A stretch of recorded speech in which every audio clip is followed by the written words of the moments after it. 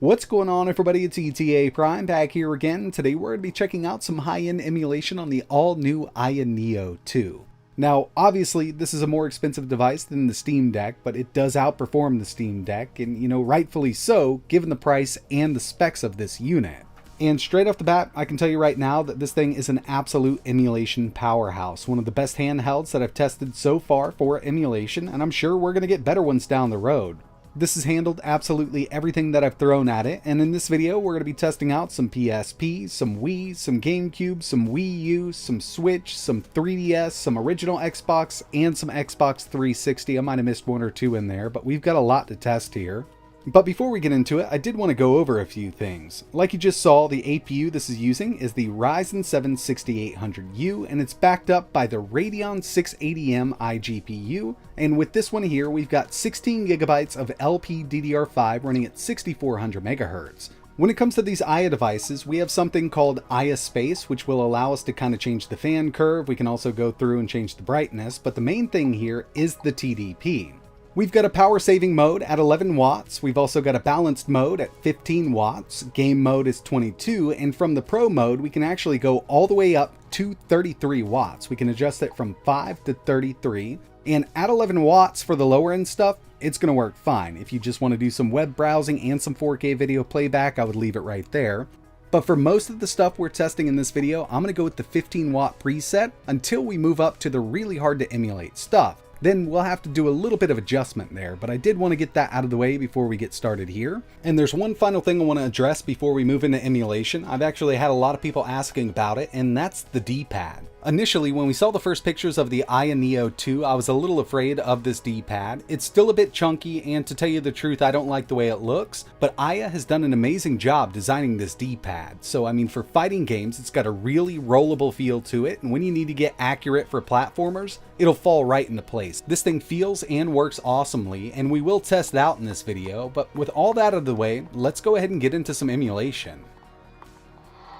Jumping right into it with some PSP emulation using the standalone version of PPSSPP. We're at 5x resolution, Vulkan back-in, and yeah, the AYA Neo 2 has more than enough power to emulate this system. I know it's not a high-end system, but some of the harder to emulate PSP games can be a bit taxing, especially with that upscale. Here's Chains of Olympus, and we're playing this just fine. And if you take a look at Afterburner, at 5x, with one of the harder ones to emulate, we're only pulling around 12.5 watts, and taking the resolution down will significantly lower that power draw.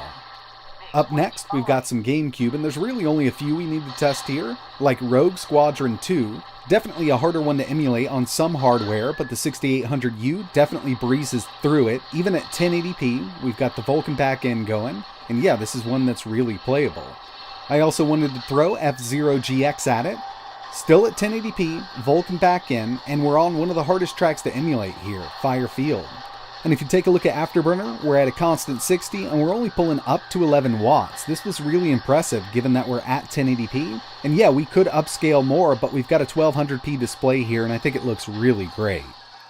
Up next, we've got some Wii emulation, still using the Dolphin emulator. We're at 1080p, and I figured I'd use this time just to test out the D-pad, and like I mentioned at the beginning of the video, I really do like it. I mean, it feels very rollable, and it works great for fighting games. I'm not a huge fan of the look, but functionality here is excellent with this new D-pad.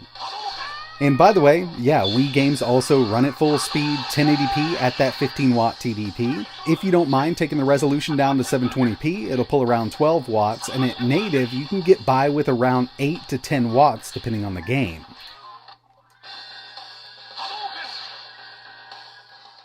Moving up to PS2 using PCSX2, I've got Sly Cooper running here at 1080p, Vulkan back-in. By the way, I'm using the development build of PCSX2. Now this game's running great at 15 watts, 1080p, but it doesn't mean that every single game for PS2 is going to run great at 15 watts. With some of them, the harder to emulate stuff, you will have to up that TDP if you want to do 1080p. Here's God of War 2, and I upped the TDP to 25 watts. Now at 720p, we can get away at 15 watts with this game, but if you want that upscale, it's just going to pull a little more. When it comes to 3DS emulation on these APUs, it's always been a bit hit or miss, but recently we got some driver updates from AMD which do up the OpenGL performance on these APUs, and yeah, I mean, we're getting much better performance here. With a lot of the stuff I was actually able to upscale to 3x. Some of the harder to emulate stuff you may have to still keep it at native, but we're getting much better performance than we ever have in the past. WiiU has always worked really well on these APUs using the WiiU emulator, and this is really no different. We're at a 15 watt TDP here with Bayonetta 2 at 1080p Vulkan backend, but again, kind of just like PS2, and really all of these emulators, you may have to up that TDP to get that higher resolution out of certain games. For instance, Breath of the Wild at 720p pulled up to 30 watts in some cases, and that's just really how it is. Now we could always go into the graphics settings and try to lower the resolution of this game here, but I think 720p is kind of a sweet spot, and it is playable, but remember, you will have to up that wattage.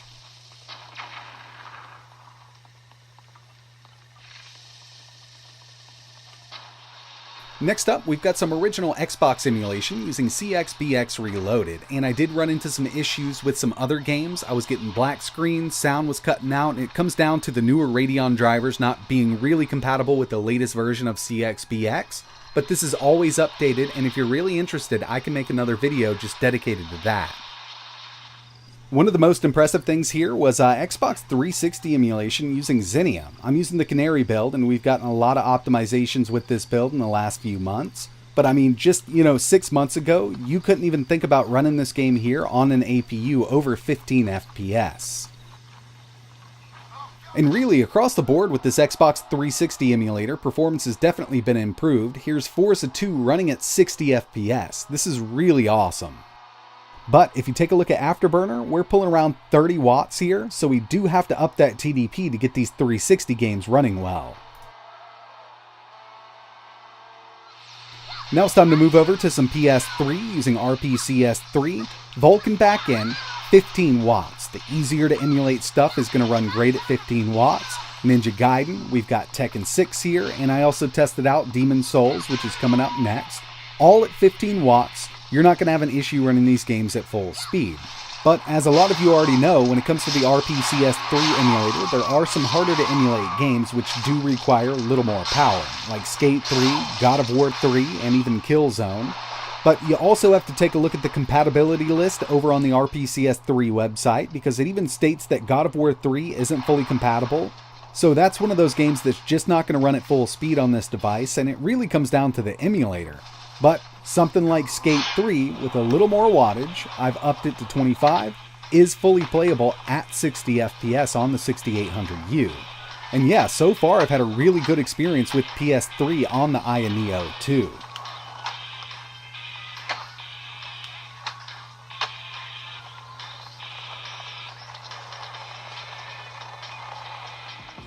And the final emulator we're going to be testing here is YUZU for some Switch emulation. Just remember, I mean, you can buy a Switch Lite for $199 and it's still a handheld.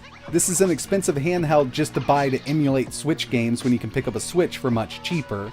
And they're readily available, but I know a lot of people want to see this, and yeah, this will emulate Switch games with the correct TDP setting. We're in dock mode, so these games are running at 1080p, Vulkan backend, and we're pulling around 30 watts here to get full speed out of these in dock mode. We can pull a little less, turning it to handheld mode, which will lower that resolution down, but you definitely want that fidelity with a beautiful screen like this. So in the end, yeah, the AYA Neo 2 handles emulation like a champ. It'll basically do everything that you want it to do. It's just a matter of taking that TDP up and getting less battery life out of it, but that's really the case with any handheld right now.